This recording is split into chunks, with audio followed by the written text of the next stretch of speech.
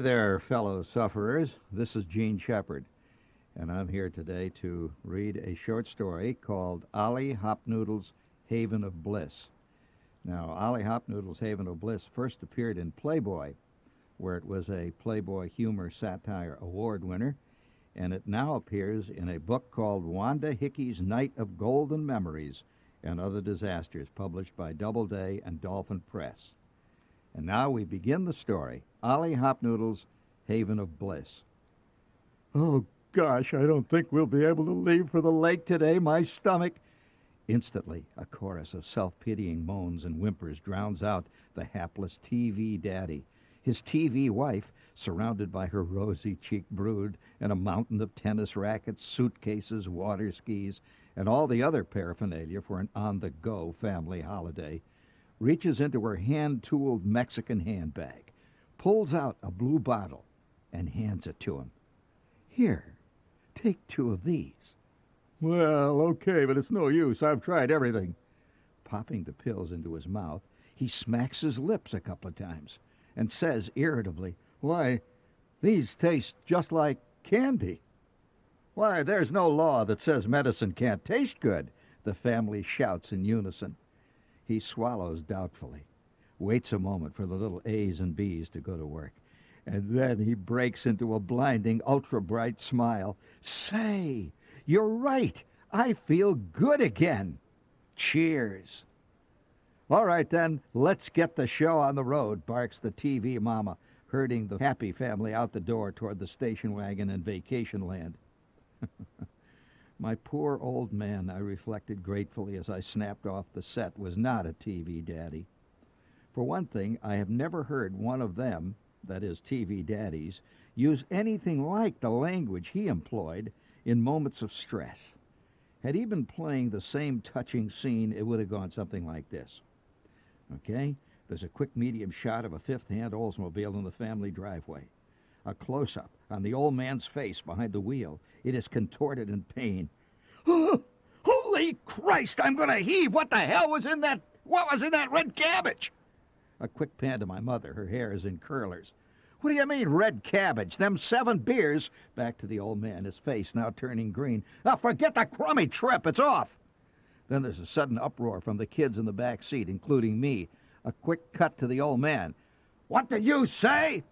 A shot of his right hand sweeping the back seat like an avenging broom, knocking heads together indiscriminately. We pan to the mother. "Here, take Tums." Old man bellowing, "Are you out of your mind?" Shot of the door opening quickly as he rushes into the bushes. End of the commercial. Now that true life vacation scene is all too reminiscent of the one we played out every year. The family took a vacation trip by car each and every time the Earth completed its laborious cycle around the sun. It usually came in late July or the first 2 weeks in August, but it makes no difference. It always went the same way. For 14 straight years, our vacations were spent in southern Michigan on the shores of colorful Clear Lake. Clear Lake. It was many things, but the one thing that it wasn't was clear. In fact, it was never clear why we went there. But we did. Such are the vacations of the humble. From June on, 5 minutes after school let out, my kid brother and I were in a feverish sweat of anticipation about this annual pilgrimage. The old man, playing it cool, didn't get really heated up until maybe a month or so before the big day. My mother, who incidentally would never have made a TV mama, would begin laying in supplies. As far as I was concerned, the only thing that counted was my meager collection of dime store fishing tackle and my BB gun. For weeks I gazed at fish hooks, rolled lead sinkers over my tongue, drenched my Sears Roebuck 79-cent reel in 3-in-1 oil. You know, to be honest, I don't think I could have made it as a TV kid myself. For one thing, there were those pimples. And for another thing, I had a tendency to smell in those days, as a result of a lot of time spent in alleys and under porches and crawling through bushes with Schwartz and Flick and Kissel and the motley collection of spotted dogs that always accompany us wherever we went. You know, come to think of it, Schwartz and Flick and Kissel smelled too, which may be why, to one another, none of us smelled. Anyway, in any event, right guard was something we played, not something we squirted on ourselves. About 2 weeks or so before the big day, the old man would take the olds down to Paswinski's garage for what he called a tune-up, which in our case was purely a Kabbalistic ritual. It was like fingering a string of beads or burning incense. But southern Michigan was a long way from northern Indiana, and the Olds was our only hope. She was a large, hulking four-door sedan of a peculiar, faded green color that the old man always called goat vomit green. This was his big party joke, you know. He always said it when everybody was eating. What color's your car? He'd say, goat vomit green. The Olds had been in the hands of at least 4 previous owners, all of whom had left their individual marks on body and seat and fender and grill. This week, before vacation, the old man would go into high gear. On Monday of the last week, just after supper, he would make the big phone call. Putting through a long-distance call to Michigan was not something that happened every day in our house, so of course the old man had to use a much higher voice than when he was making a local call. "Is this long distance?" he would shout into the receiver. "Operator, I want to put through a long-distance call to Michigan." The rest of us sat in hushed excitement, trepidation, and fear. This was crucial. Would there be a cabin available? The old man played it for all it was worth. "Marcellus, Michigan. Ollie Hopnoodle's feed and grain store. I want to talk to Mr. Hopnoodle."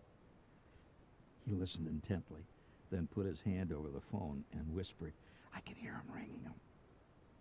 "Hello, Ollie. Oh, you old son of a bitch. Guess who this is?" "Right. How'd you guess? Hey, we want the green one this year. Yeah, the one on the other side of the outhouse." "You did? Hey, that's great." "Hey, Ollie put 2 more holes in the outhouse," he reported in an aside to us. Improvements were coming fast up in Marcellus.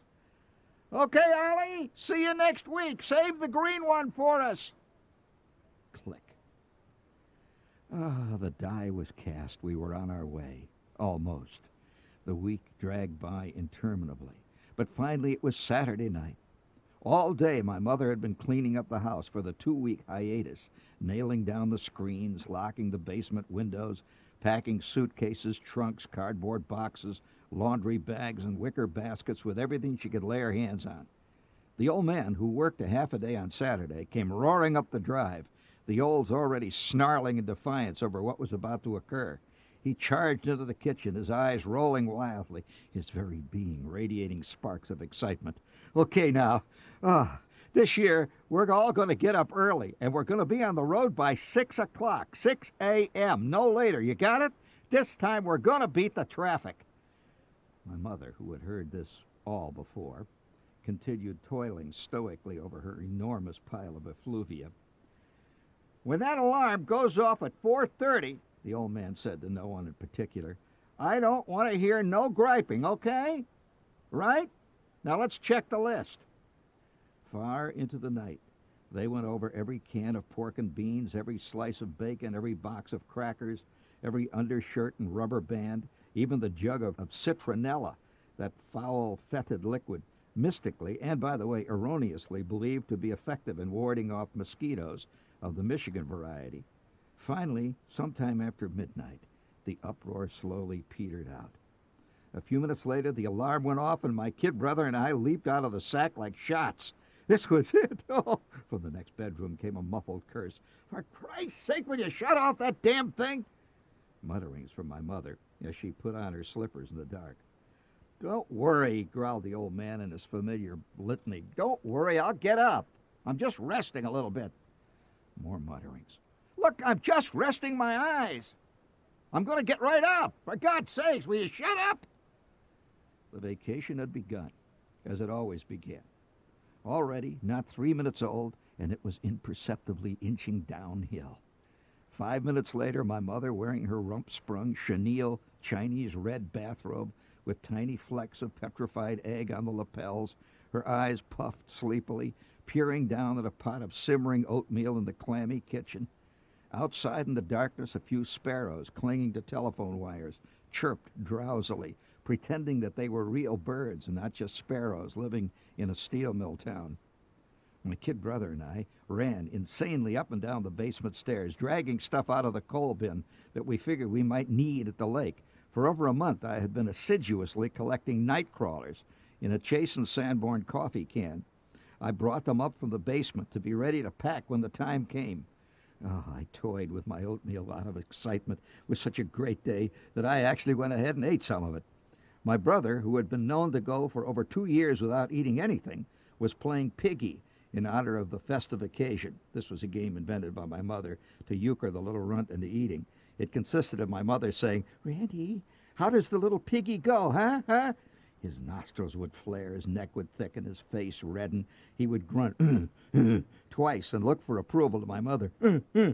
Nice piggy. Here's your trough, piggy." He would give another snort and then shovel his snout deep into the red cabbage and mashed potatoes or oatmeal or whatever it was and slurp it up loudly. Now, he wasn't a TV kid, obviously, either. This morning, in excitement, he polished off 2 troughs of Quaker oats, usually his quota for a month. My mother, her hair curlers clinking, called out up the stairs, "Are you up?" Silence. "Are you up?" Silence. "It's getting late." "Shut up, for Christ's sake!" Wearily, she bent back over the sink. She had been through this route before. A half an hour later, the sun streaming in through the kitchen windows finally flushed the old man out into the open. By now, the mound of impedimenta filled the kitchen and overflowed out into the back porch. His BVDs hanging limply, the old man weaved unsteadily between the piles and collapsed into a chair. "Give me some coffee." He slumped, unshaven, staring numbly at the kitchen table until my mother set the coffee down in front of him. She did not speak. She knew that this was no time for conversation. He lit a Lucky, took a mighty drag, and then sipped gingerly at the scalding black coffee, his eyes glaring malevolently ahead. My old man had begun every day of his life since the age of 4 with a Lucky and a cup of black coffee. He inhaled each one alternately, grimly, deeply.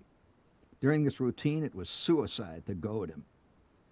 The sun rose higher and higher. It grew hotter and muggier, as only late July in northern Indiana can. The first faint whiff of oil refinery smoke and blast furnace dust eddied in through the screen door.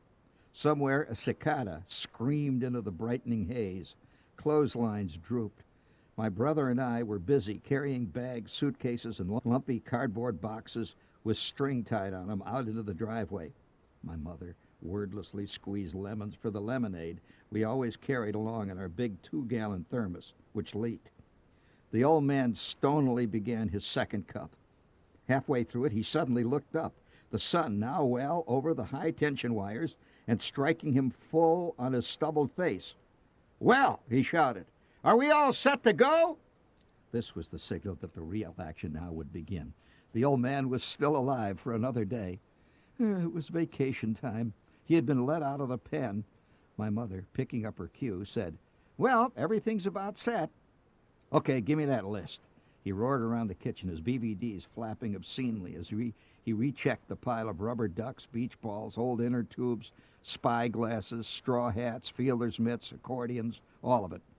He rushed into the bathroom to shave, and he emerged a few minutes later with a wad of toilet paper plastered to a nasty gash on his chin. As I said, he was no TV daddy. By now, we had moved perhaps 1.25 tons of stuff out into the weeds of the backyard, which at this time of the year was usually knee-deep, filled with green caterpillars and millions of stickers. As always, Mrs. Kissel peered wistfully from her kitchen window next door. Since Mr. Kissel never worked, the Kissel family never took vacations. The neighborhood dogs, sensing that something was afoot, scurried around and around the cardboard cartons, yipping. A couple of them did more than that. Piece by piece, carton by carton, every available inch of the back seat was packed solid. The old man had a Sears luggage rack clamped onto the roof of the Olds. The heavy stuff was loaded on top: comforters, folding camp chairs, beach umbrellas, his set of matched Montgomery Ward golf clubs, all piled high and held down with lengths of clothesline. Those wooden-handled, chrome-headed clubs represented his only foray into the magic world of the big people, as he called them, the ones who ran Chevy agencies and sauntered around the course on Sundays in checkered knickers. At last, he crawled in behind the wheel, rolled down the window, and peered out over a pile of junk next to him to see if my mother was in place. Back in the rear, my brother and I were wedged into two tiny cockpits burrowed into the wall of tightly packed essentials for living. My mother, for some reason, always pretended that going to Clear Lake was something like traveling to the North Pole. You had to be ready for everything. The doors were slammed, windows adjusted, and finally the old man gave his yearly cry, "Okay, here we go!" Outside in the yard, a motley collection of well-wishers had gathered, including Flick, Schwartz, Kissel, and other small fry who moved in the substrata of kid life, nameless, noses running, never invited to play ball. The old man turned the key in the dash and stepped on the starter. From deep within the bowels of the Oldsmobile came a faint click, and that was all. He jabbed again at the starter. Click. His neck reddened. Oh, for Christ's sake, that damn starter spring stuck again. God damn it! The sun beat down mercilessly on our wheeled pyramid, the interior growing hotter by the second. Enraged, the old man threw the door open and ran around to the front of the Olds, shouting, "When I turn on the key, when I jump up and down on the bumper, turn the key on, okay?" He grabbed the radiator ornament, a shoddy copy of the Winged Victory, climbed up on the bumper, and began to bounce maniacally up and down. It was a routine we all knew well. The old man, his face beet red, the blood once again dripping from his gashed chin, hopped up and down in a frenzy. Once again, from deep within the Olds came another faint, a very faint click. Instantly, the old man shouted, "Don't nobody move! Don't move! Sit still! Real still!" He tore around the side of the car and eased himself carefully into the driver's seat. It was a touchy moment. Carefully, so as not to create the slightest vibration, he pushed the starter button on the floor. Gug, gug, gug, gug, gug, gug, gug. Gug, gug, gug, gug, gug, gug, gug. It failed to catch. The old man whispered hoarsely, "Don't nobody breathe." He tried it again. Gug, gug, gug, gug, gug. Boom! Oh, the mighty six-cylinder, low-compression Oldsmobile engine rattled into life, rocker arms clattering, valve springs clanging, pistons slapping. After all, 142,000 miles isn't exactly around the block. He threw her into reverse, and slowly she lumbered backward down the driveway, swaying under the immense load of half of the available stock of the A&P. Safely out on the street, he threw her into first. Painfully, she began to roll forward. I peered out of the tiny crack of window available to me, a square of glass no more than 3 inches across, and I saw my assembled friends standing dumbly along the sidewalk. For a brief instant, I felt a deep pang of regret about all the great things that were going to happen in the neighborhood while I was gone. From somewhere off to my left, amid the rumblings of the Olds, I heard the first muffled squeakings of my kid brother.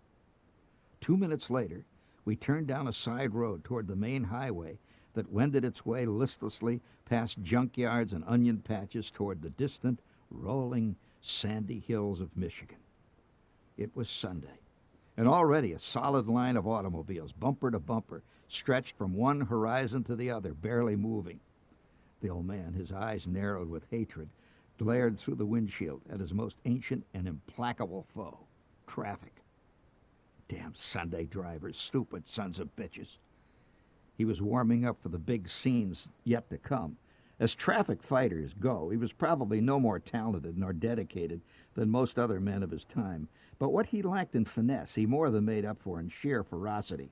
His vast catalog of invective, learned in the field, so to speak, back of the stockyards on the south side of Chicago, had enriched every Sunday afternoon drive we took. Some men gained their education about life at their mother's knee, others by reading yellowed volumes of fiction. I nurtured and flowered in the back seat of the Olds, listening to my father. At last we were on our way. No one could deny that. We crept along in the great line of Sunday traffic, the Olds muttering gloomily as its radiator temperature slowly mounted. My mother occasionally shouted back through the din in our direction, "Are you kids all right?" All right. I was out of my head with excitement. I looked forward to this moment all year long. It made Christmas and everything else pale to nothing. I had pored over every issue of Field and Stream in the barber shop, dreaming about tracking beavers and fording streams and making hunter's stew. Of course, nobody ever did any of those things in Michigan, but they were great to read about. One time, our scoutmaster took us out on a hike through Holman and painted moss on the north side of the fire plugs so that we could blaze a trail to the vacant lot behind the Sherwin-Williams sign. But that was about the extent of my expertise in nature lore. Hour after hour, we inched northward and finally burst out of the heavy traffic and turned onto the rolling open highway that led through the sandy hills to Marcellus, Michigan. By now, it was well along in the afternoon, and the temperature inside the car hovered at maybe 15 or 20 degrees below the boiling point. The Olds had a habit of hitting a thrumming, resonant vibration at about 50 that joggled the bones, loosened the molars, rattled the eyebrows, and made all talk totally impossible. But over the roar, a faint squeak filtered through the cartons to my left. My mother turned in her seat, took one look, and shouted at the old man to stop the car. "What the hell now?" he bellowed, as he pulled over to the side of the road under a pair of great overhanging Michigan poplars. Everywhere around us in the yellow and dun fields mottled with patches of grapevines stretched out to the horizon the rich, lush land of Michigan. My mother dashed around the side of the car to my brother's door. I heard him being hauled out of his tiny capsule. Oatmeal, Ovaltine, caterpillars, everything he had downed in the past couple of days gushed out into the lilies. I sat in my slot, peering out of the window at the alien landscape, my excitement now at fever pitch. Randy always got sick right about this point. That meant we were halfway there. Ashen-faced, he was stuffed back into his hole. Once again, the starter spring stuck. Once again, the old man raged up and down on the bumper. Then we were off. It was then that the bombshell really hit. Oh, no. Oh, no. I slumped deep down into the seat, a 2-pound box of rice sliding from the shelf behind me and pouring its contents down the back of my neck. The Oldsmobile boomed on towards Clear Lake and its fighting 3-ounce sunfish, its 7-inch bluegills, and its 5-inch perch, all waiting for me under lily pads beside submerged logs on the weed beds. Oh, no. No. I had left all my fishing tackle in the garage, piled up next to the door, and also including the old man's fishing tackle. It was my responsibility. I remembered now. I left it in the garage. "Dad!" I cried out in anguish. The great thrum of the Olds drowned me out. "Hey, Dad!" He glanced into the rearview mirror. "Yeah? I left all our fishing tackle in the garage." "What?" He straightened up in his sweat-soaked pongee shirt. "You did what?" Oh, for Christ's sake, what next?" He spit through the open window into the onrushing hot air. The spit arced back into the rear window and missed my brother's head by a quarter of an inch. My mother had been asleep now for some time. She never stirred through this entire disaster. Deep in my hole, I wept silently to myself. The steady, rumbling oscillation of the ancient Olds rolled back over me. Way down deep inside, the first faint gnawings of car sickness, like some tiny, gray, beady-eyed rat, began scurrying among my vitals, merged appropriately with the disappointment and the heat. A faint whiff of the sweetish, sour aroma of my kid brother filtered through the camp gear, drifting past my nose and out the window to my right. I stared with glazed eyes at the blur of telephone poles, at a barn with a huge Bull Durham sign on its side with its slogan, "Her Hero," at a farmhouse, and another farmhouse, and then a rusty tin sign with the faded message, "Hooked rugs for sale. Also eggs." The low hills, green, yellow, and brown, wound on and on and on. I had wrecked a vacation. You might just as well tell Santa Claus to go to hell as leave your split bamboo casting rod that you saved all year to buy and that had a cork handle and a level wind Sears Roebuck reel with a red jewel in the handle, and your daredevil wiggler, so red and white and chromy, you left them back in the garage amid the bald Goodyears and empty Simonized cans. Oh, well, nothing ever works out anyway. A little gray, furry rat reared on its hind legs, his fangs flashing in the darkness. Car sickness was about to strike. Over the steady hum of the mighty Olds engine, I could hear the painful keening of my kid brother, who was now burrowed down into the floorboards almost in his travail. I stared sullenly out the window over a huge, rolled-up dark green comforter and an orange crate full of coffee pots and frying pans. Suddenly, boom! Ka-dunk, ka-dunk, ka-dunk, ka-dunk, ka-dunk, ka-dunk, ka-dunk. The car reeled drunkenly under the wrenching blows of a disintegrating Allstate tire with 74,000 miles on it. In the front seat, the driver wrestled with the heaving steering wheel. Overloaded by a quarter-ton at least, the car continued to lurch forward. Ding, ding, ding, ding. It was now down to the rim. My father hauled back on the emergency brake. The car slewed up the gravel shoulder of the highway and rolled to a limping stop. He cut the ignition. But for a full 20 seconds or so, the motor continued to turn over. It continued to fire on sheer heat alone. Finally, she coughed twice and stopped. Dead silence enveloped us all. My father sat unmoving behind the wheel, his hands clenched on the controls in silent, white-knuckled rage. "Do you think it's a flat?" my mother chirped helplessly, her quick, mechanical mind analyzing the situation with deadly accuracy. "No, I don't think it could be that. Possibly we ran over a pebble or two." His voice was low, almost inaudible, drenched in sarcasm and hate. "Oh, I'm glad to hear that," she sighed with relief. "I thought for a minute we might have a flat." He stared out his window at the seared corn stalks across the road, watching the corn borers destroy what was left of the crops after the locusts had finished their work. We sat for possibly 2 minutes, frozen in time and space like flies in amber.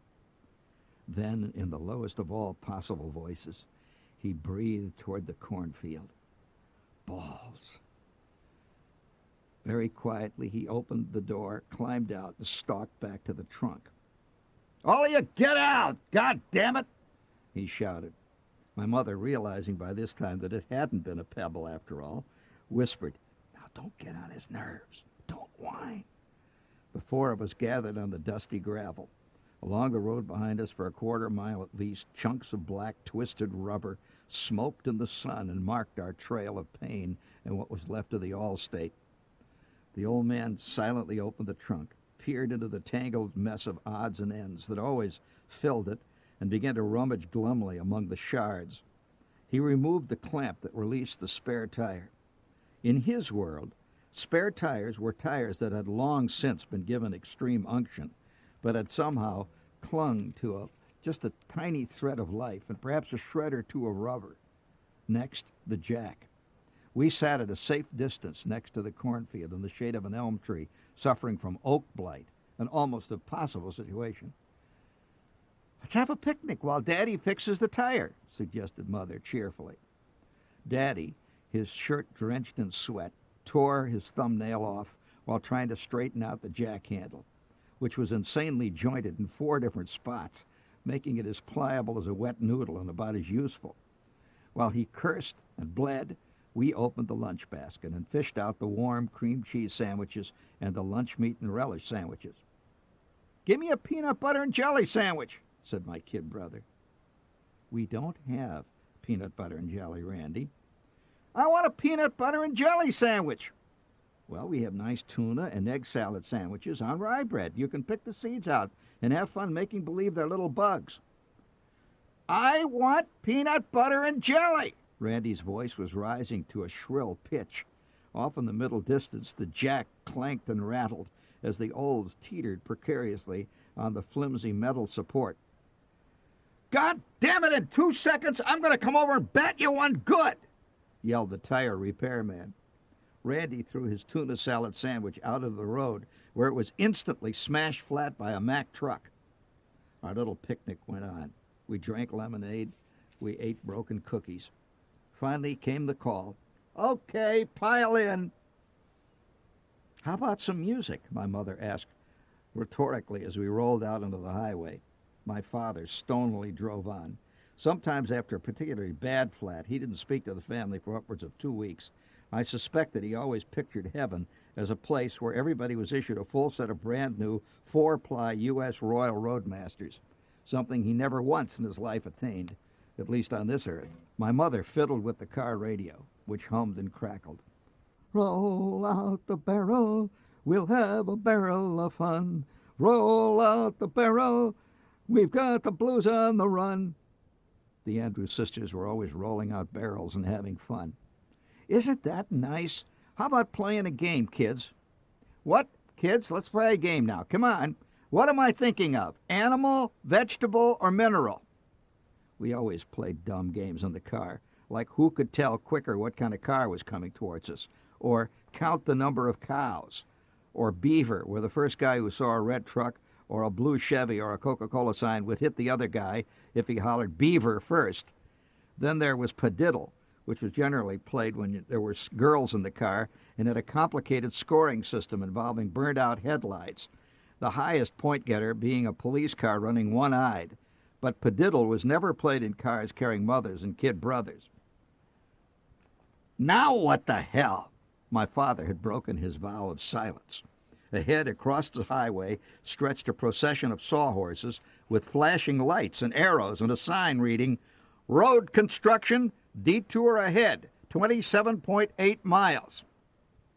Muttering obscenities, the old man veered to the right onto a slanting gravel cow path. Giant bulldozers and road graders roared all around us. "Holy God, this is going to kill that spare!" The Olds crashed into a hole. The springs bottomed. She bellowed forward, throwing gravel high into the air. The trail wound through a tiny hamlet, and then a fork where a red arrow pointed to the right. Continue detour. The road to the left was even narrower than the other, marked with a battered black and white tin sign perforated with rusting .22 caliber bullet holes. County Road 872, alternate. We fishtailed to a stop, yellow dust pouring in the windows. "Give me that map." The old man reached across the dashboard and snapped open the glove compartment just as a truck rumbled past, raining gravel onto the windshield along the side of the car. "What the hell is this?" He yanked his hand convulsively out of the glove compartment. It dripped a dark, viscous fluid. "Okay," he said with his best Edgar Kennedy slow burn. "Okay. Who stuck a Hershey bar in the glove compartment?" No one spoke. "All right, who did it?" He licked his fingers disgustedly. What a goddamn mess. The mystery of the Hershey bar was a subject of bitter wrangling off and on for years afterward. I know that I didn't stick it in there. If my brother had gotten hold of a Hershey bar, he would have eaten it instantly. It never did come out, but then neither did the chocolate. Furthermore, the Oldsmobile, forever, had a chocolate-lined glove compartment. My father pored over the creased and greasy map, licking chocolate from his thumb. "Aha, 872. Yes, here it is. It goes through East Jerusalem and hits 438, yeah? I'll tell you what, I bet we can beat this detour by crossing through 438 to this one with the dotted red line, 974, and then we'll cut back and hit the highway the other side of Niles." 2.5 hours later, we were up to our hubs in a swamp. Overhead, 4 large crows circled angrily at the first disturbance their wilderness had had in over 3 centuries. After backing and filling for half an hour, we finally managed to regain semi-solid ground on the corduroy road that we'd been thumping over for the past hour or so. None of us spoke. We long ago had learned not to say a word in times like this. Our spattered, battered hulk hauled itself at long last back onto the main highway after traveling over patches of country that had not been seen by the eye of man since early Indian times. I knew I'd beat that damn detour. When my father had really loused up, he always tried to pretend it was not only deliberate, but had been a lot of fun. Did you kids see those big crows? Wow, weren't they big? And I'll bet you never saw quicksand before, right? Well, that was something, wasn't it?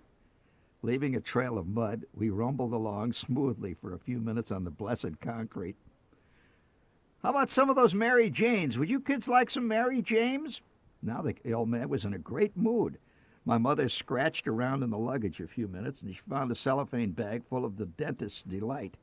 Be careful how you chew 'em now, she cautioned us, because if you're not, they'll pull your fillings out. The sound of the munching was drowned out by the brrrring of a giant block-long truck as it roared past our struggling holes, eclipsing us in a deep shadow. As the truck roared past inches away, sucking the car into its slipstream, an overwhelming cacophony of sound engulfed us. A sea of insane squawks and cluckings. "Oh, look at chickens! Chickens, wow!" Randy hollered ecstatically. Thousands of chickens peered at us through the windows on our left side. Stretching for a mile back of us, a wall of leghorns was going by. Then they were past us, and the mammoth truck pulled into the lane directly ahead of us, shedding a stream of white feathers that struck the windshield and billowed around us and in the windows like a summer snowstorm. Almost immediately, we were enveloped in a wrenching, fetid, kick-in-the-stomach stench. It swept over us in a tidal wave of nausea. "When the swallows come back to Capistrano," the ink spots chimed in on the radio. "Gah, what a stink! Wow! Maybe you better pass 'em. How about passing 'em?" suggested my mother through her handkerchief. "Yeah, here goes. Hold on." He floored the oals. But nothing happened. She was already doing her limit. Ahead, the driver of the chicken truck settled into the groove, a lumbering juggernaut rolling along at 55, spraying feathers and a dark brown aroma over the countryside. Again and again the old man edged out into the left lane, gamely trying to pass, but it was no use. The truck stayed, tantalizing, just out of reach. The chickens squawking delightedly, their necks sticking out of their iron cages, their beady red eyes wild with excitement as the driver happily headed to market. Occasionally a stray egg whistled past or splashed into the radiator grill to join the dead butterflies, grasshoppers, and dragonflies. "I have to go to the toilet." Already we had stopped at 74 gas stations so that Randy could go to the toilet. His output was incredible. "You'll just have to hold it, damn it." It had begun to rain, big, ripe summer drops. The windshield wipers were stuck, and now my father drove with his head craned out of the window in order to see. Rain ricocheted off his face and splattered everything within a 2-foot radius. It carried with it chicken feathers and other byproducts that streamed back from the truck ahead. But this was not the first time we've been caught behind moving livestock. A load of ducks make chickens a pure joy. And one time, we'd been trapped for over 4 hours behind 37 sheep and at least 200 exuberantly ripe porkers on US 41. The rain suddenly stopped. But when the menagerie boomed into a turnoff and peace reigned once again, a few feathers clung to the headlights here and there, but the last lingering aroma of the barnyard finally departed through the rear window. And then, "Wah, I got a wee-wee." "All right, but this is the last time, you hear?" No answer. Randy was promising nothing. Ahead, a one-pump gas station crouched amid the cornfields, next to a white shack that had once been a diner, but was now sinking into the clay, carrying with it its faded red signs with the single word, "Eat." Under a rusted soft drink cooler sprawled a mangy hound, who greeted our arrival by opening one rheumy eye and lifting a leg to scratch wearily and indiscriminately at his undernourished rumen borders. We pulled up next to the pump. A thin-creased, dusty old man wearing a blue work shirt and faded jeans sat chewing a toothpick beside a screen door on an oil drum next to a wooden chair. Why he sat on the drum, who knows? The drum said Phillips 66. He didn't stir. "Fill her up, Bub." "You want gas?" He clipped it out. "Kid's got to go to the toilet." He shifted the toothpick. "It's around the side, back around them tires, back in the weeds." You can check the oil while we're waiting. Check the oil. Taking one foot off the oil drum, then the other, the old man shuffled to his feet with painful deliberation. He walked over to the car and fiddled with the hood latch for a minute or so. Finally, getting the knack of it, he yanked it open, leaned over the engine, pulled out the dipstick, and held it up. It dripped rich, viscous sludge onto the gravel. Needs about 2.5 quarts. It always needed 2.5 quarts. You want the good stuff or the cheap stuff? The cheap stuff. Put in the heaviest you got. The old crate burned oil like a diesel. Just put in what you got. My brother and Randy were back in the car now. It was a typical pit stop on our long caravan route to Clear Lake and Paradise. Doggedly, we swung back out into the highway. Randy relieved, the olds refreshed. A mile up the road, my mother, making conversation, said, Say, why didn't you get gas? I didn't want any of that cheap bootleg gas that guy had. I'm waiting for a Texas Blue station. The gas gauge says empty. Maybe you should have got some. Oh, come on, that gas gauge is cockeyed. When it says empty, there's over 1/8 of a tank left. There ought to be a Texas Blue station ahead not far. Texas Blue was an obscure gasoline that had at one time sponsored the Chicago White Sox ball games on radio, thereby winning my father's undying patronage. If Texas Blue backed the White Sox, it was his gas. He would have used it if they distilled it from old cabbages.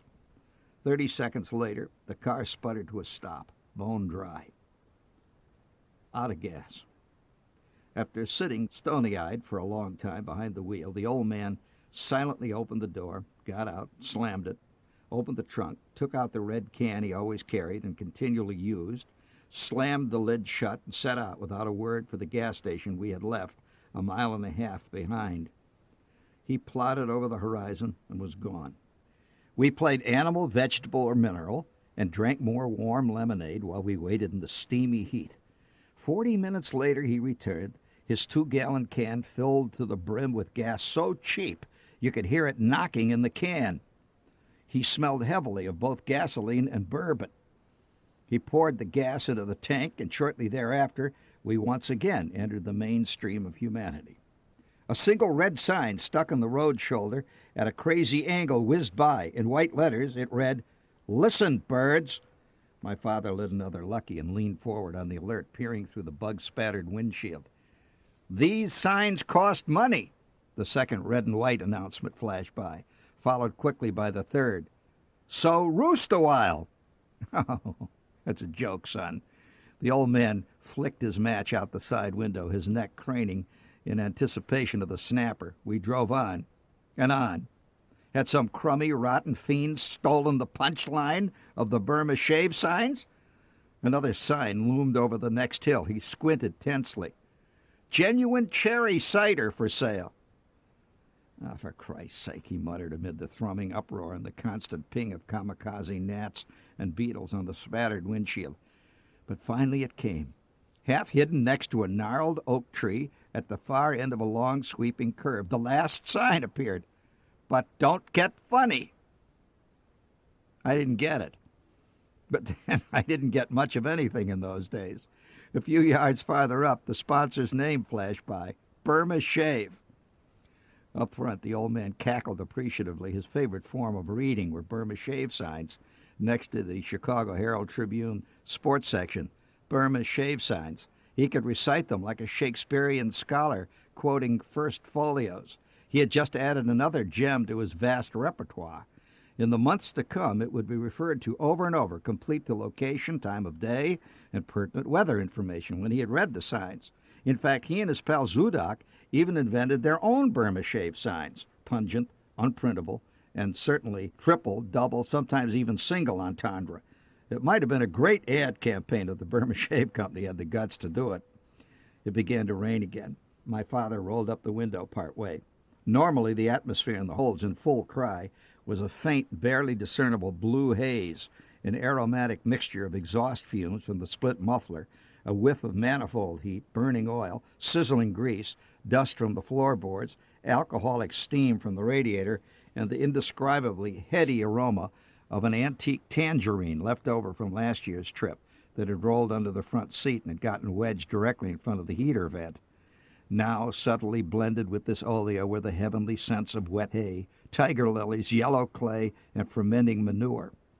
Ahead of us, a house trailer towed by a Dodge drifted from side to side as they, too, rumbled on toward 2 weeks away from it all. The old man muttered, "Lousy Chicago drivers." A litany he repeated over and over to himself endlessly while driving. Chicago drivers. It must have had the same sort of soothing effect on him that prayer wheels and mystic slogans had on others. He firmly believed that almost all accidents, directly or indirectly, were caused by Chicago drivers.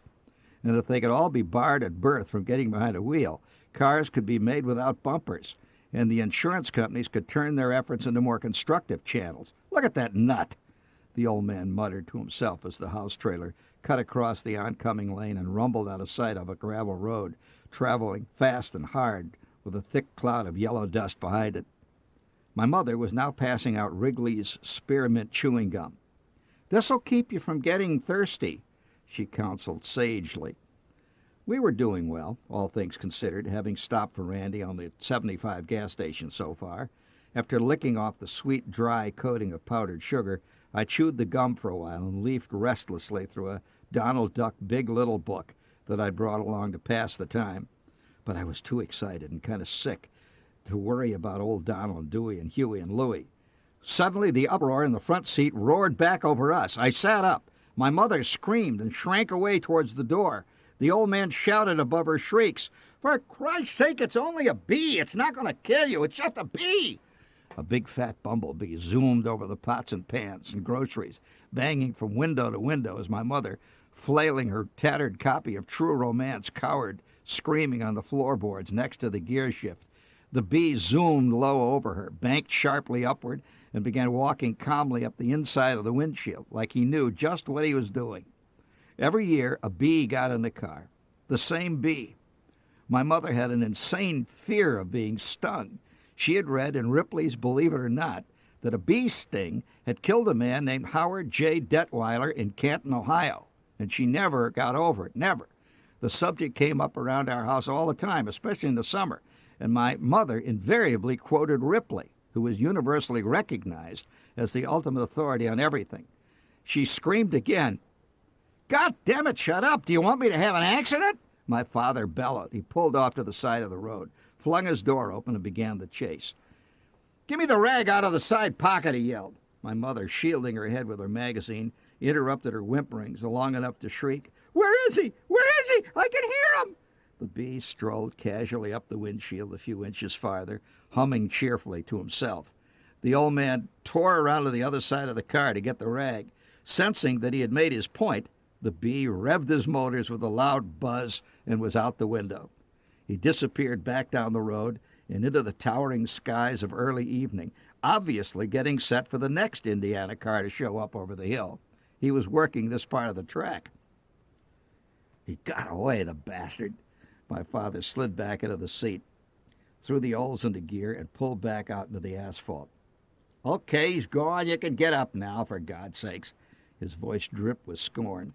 My mother crawled back up into her seat, flushed and shaking slightly, and she said in a weak voice, "Oh, you never can tell about bees. I read—" My father snorted in derision. "Yeah, Howard J. Detweiler. I'd like to know where that goddamn bee stung him that killed him. I bet I know where it got him," he roared. "Shh, the kids are listening." "Hey, look, there's Crystal Lake." My father pointed off to the left. I sat bolt upright. Way off, past a big gray farmhouse and a bank of black trees under a darkening sky, was a tiny flash of water. A gravel road slanted off into the trees, bracketed by a thicket of signs: boats for rent, bathing, fishing, overnight cabins, beer, eats. We were in vacation land. Oh, boy. In the back seat, I had broken out into a frenzied sweat. In just a few minutes, we would be there at the one and only place where everything happened, Clear Lake. For months, when the snow piled high around the garage and the Arctic wind whistled past the blast furnaces into the open hearth and around the back porch, under the eaves and through the cracks to the window sills, I had lain in my solitary pallet and dreamed of Clear Lake. imagining myself flexing my magnificent split bamboo casting rod, drifting toward the lily pads where a huge bronzeback, an evil, legendary smallmouth bass named Old Jake, waited to meet his doom at my hands. I could see myself showing my dad how to tie a royal coachman fly, which I had read about in Sports Afield. He would gasp in astonishment. I also astounded my mother in these dreams by demonstrating an encyclopedic grasp of camp cookery. I had practically memorized an article entitled, "How to Prepare the Larger Game Fish." The text began, "A skillful angler knows how to broil landlocked salmon and take lake trout into the 25 to 40-pound weight range, fillet them nicely, and—" I had never seen, let alone cooked, a salmon or a trout or a pike or anything else, except for a tiny sunfish or a perch or a bullhead and the wily crappie. But I was ready for those big ones, the biggies. We rounded a familiar curve and rolled past a green cemetery dotted with drooping American flags. Steaming, the old slowed to a crawl as we inched past the general store, with a cluster of yellow cane poles leaning against its wooden front amid a pile of zinc wash tubs. We had arrived. "Now look, kids, you stay in the car." "Hey, Ollie! Ollie!" the old man shouted out of the side window toward the feed store. "Hey, Ollie! We're here!" Through the rain-spattered windshield, we could see that a few lights were on here and there in the ramshackle, white-clappered buildings overhung with willows and sweeping elm trees that lined the street. A tall figure in overalls strolled across the sidewalk and plunked his size 14 clodhopper on the running board, battered farmer's straw hat pushed to the back of his head. "My God, you made it!" His Adam's apple, the size of a baseball, bobbed up and down in his skinny neck like a yo-yo. "Yep, we're here, Ollie." "How was the trip?" "Pretty good. Got a bee in the car, though." "Oh, I know that bee just before you hit Crystal Lake?" "That's right." "Just before you come to Henshaw's barn, right?" "Yep." "Gol darn, that son of a gun's been doing that all summer. He got me twice, you know, and I live here. Think he'd give us a break here, being natives and all." Ollie owned 6 cabins on the shore of Clear Lake, which was rimmed solidly with a thick incrustation of summer shacks, except at the north end where the lake was swampy and the mosquitoes swarmed. "I saved the green one for you. She's all set. I emptied out the boat this morning. She's ready to go." A jolting shot of excitement ripped through me. The boat, our boat, which I would row and anchor and bail out and hang on to and cast my split bamboo rod. My split bamboo rod! Oh, I'd forgotten for hours that I'd left it back in the garage. Oh, God. "How's the fishing this year?" asked the old man. Ollie squinted up into the sun. "Well, funny thing you ask, you know. They sure were hitting up. They were hitting up to about a week or 10 days ago, hitting good. Guy from Mishawaka, staying in cabin 3, got his limit of walleye every day. Every day he'd go out and in 5 minutes he'd have that walleye just piled up there next to the cabin. But they slacked off about a week ago. Ain't hitting at all now." I guess I should have been here last week. It was always last week at Clear Lake. "They might hit crickets. I got some crickets for sale." "Well, I'll be over in the morning to pick some up, Ollie. I got a feeling we're going to hit 'em big this year." The old man never gave up. We turned off the main highway and drove along the beloved twisting dirt road, now a river of mud, that led through cornfields and meadows down toward the magical lake. "Ollie looks skinnier," my mother said. "Oh, he's just got new overalls," my father answered, slewing the olds around a sharp bend. Night was coming on fast, as it does in the Michigan Lake country, black and chill. The rain had picked up. In the back seat, I was practically unconscious with excitement as the first cottages hove into view. Between them and the trees that ringed them was the dark slate void of the lake. "She looks high," my father said. He always pretended to be an expert on everything, including lakes. Already, my mother was plucking at pickle jars, Brillo pads, clothespins, rolls of toilet paper, and other drifting odds and ends of stuff that she had banked around her in the front seat. Next to every cottage but one was a parked car, pulled up under the trees. Down on the lake, I could make out the pier and the black swinging wedges of Ollie's leaky wooden rowboats. A few yellow lights gleamed from the dark cottages onto the green, wet leaves of the trees. Well, there she is. Our lights swept over the rear of a starboard-leaning, green-shingled, screen-enclosed cabin. Above the back door, painted in a weathered 2x4, was the evocative appellation Haven of Bliss. All of Ollie's cottages had other names. For example, Bide-A-Wee was the big blue one down by the lake. Rest-A-Spell was the one over by the ice house. Do Drop In. We stayed there once. That was down under the trees there. Never Care, spelled N-E-V-A, Never Care. And Sun and Fun. This year we were in the Haven of Bliss. We inched under the trees. My father switched off the oils.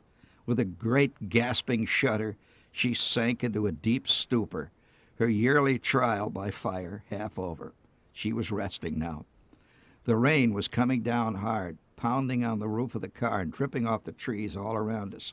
I tumbled out of the back door, plunging into mud up to my ankles, and began sloshing my way through the wet bushes and undergrowth to the lake.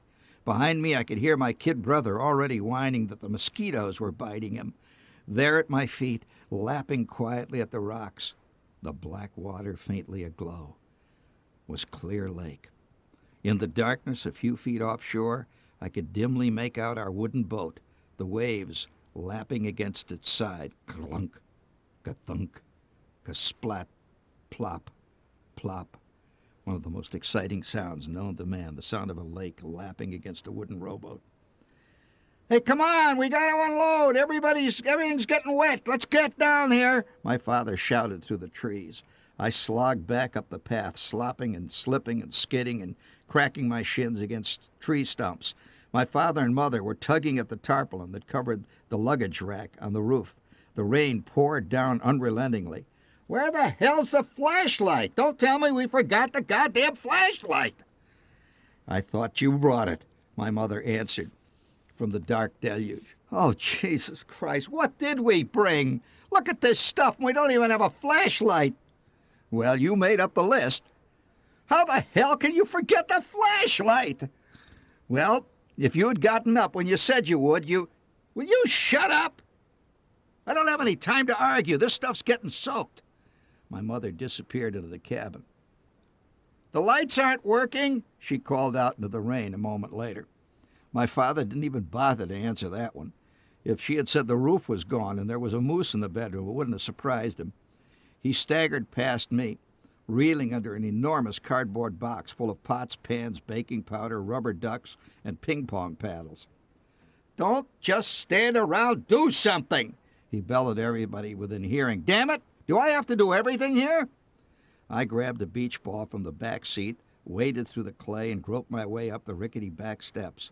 Inside, the cabin smelled of rotting wood, wet shingles, petrified fish scales, and dead squirrels. My father had struck a match, which dimly lit up the worn linoleum and bare boards of the kitchen. Why the hell didn't Ollie turn on the juice? That's what I want to know. What the hell? He raged, flicking his match around in the darkness. Hey, here's a kerosene lantern, my mother said excitedly. Above the tin sink on a shelf stood a dusty glass lamp half full of cloudy yellow oil. Ouch! Damn it! Damn it! The match had burned down to the old man's thumb. Sound of fumbling and scratching and cursing in the darkness. Finally, another match flared. Give me that lousy lamp. He lifted off the black, smoky chimney and applied the match to the wick, turning up the knob on the side as he did so. It sputtered and hissed. Don't breathe on the match, he yelled. Don't breathe! At last, the wick caught hold and a steady blue-yellow flame lit up the primitive kitchen. We rushed out into the dark and for the next hour lugged wet sacks, bags, blankets, feelers, mitts, all of it into the kitchen, until at long last, a ton and a half lighter, the old shook itself in relief and settled down for a 2-week rest. My mother had been sorting it all out as we dragged it in, carrying blankets and bedding into the little wooden cubicles that flanked the kitchen. When it was all indoors, the old man stripped off his soaked shirt and sprawled out on a lumpy blue kitchen chair. Well, here we are, gang. He grinned, water dripping down over his ears. "Here we are. Boy, am I hungry. Wow!" My mother had already opened a can of Spam. We sat amid the boxes, downing 2-inch thick sandwiches. "We got to set the alarm because we want to get out early to fish," announced the old man between bites. "Set it for 4 o'clock in the morning." My kid brother already was asleep in the next room. "If you want to get the big ones, the really big ones, you got to get up early." His eyes gleamed brightly in the glow of the kerosene lamp. "They always bite good after a rain. This rain is good for fish. Yes, sir, it's good." But it was all back in the garage. My rod, my reel, my father's tackle box, his bobbers, his secret gypsy bait fish oil that he had bought from the mail order catalog, all back in the garage. "But, Dad, don't you remember I told you I began miserably. "So how come I found it on top of the car? I wonder who put all that fishing stuff on top of the car, huh? How did it get on top of the car? I guess somebody must have snuck up and put it on top of the car when you weren't looking, right?" The old man had did it. 10 minutes later, I lay in the dark, ecstatic with relief and expectation. I had dodged the bullet. I huddled under damp blankets and a musty comforter. The rain roared steadily in a constant uproar on the roof as it would for the next 2 weeks, and drummed metronomically onto the bare wooden floor beside my bed. Ka-thunk, ka-thunk, ka-thunk, plop, ka-thunk, plop, ka-thunk, plop. This leak had been here for years. It knew what it was about to do. The boat called for me outside from the dark lake. From somewhere out in the woods, something squeaked twice, and then was silent. My kid brother tossed and whimpered softly from beneath his pillow, and across the room my father's low, muttering snores thrummed quietly in the night. We were on vacation.